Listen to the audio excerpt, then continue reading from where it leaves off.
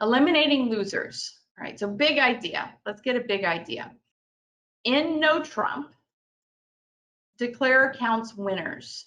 Counts winners in both hands, both declare hand and the dummy hand.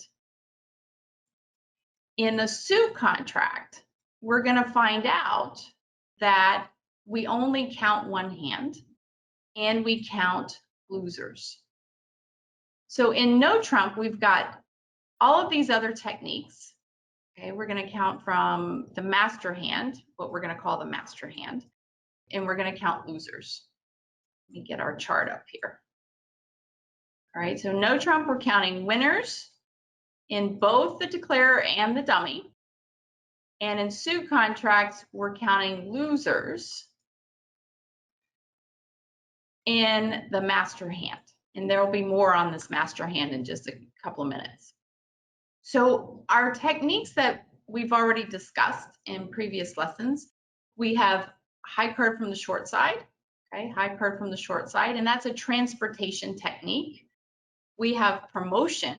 Promotion is where we use an underlying honor to force out a higher honor, thereby promoting the smaller honors. We have finessing, and we have different types of finessing: repeat finessing, double finessing, simple finessing, although there's nothing simple about finessing, so I'm not sure how that name came about. And then we have long suit development.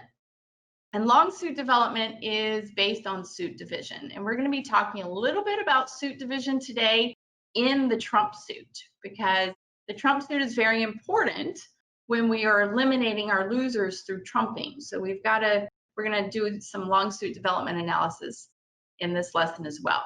So we've got high card from the short side, promotion, finessing, long suit development when we're playing in a no trump contract. We have all of those techniques in suit contract, but we have two additional techniques just in the suit contract that we don't have in no trump, and that's the trumping technique and the discarding technique. And that's what we're going to look at in today's class.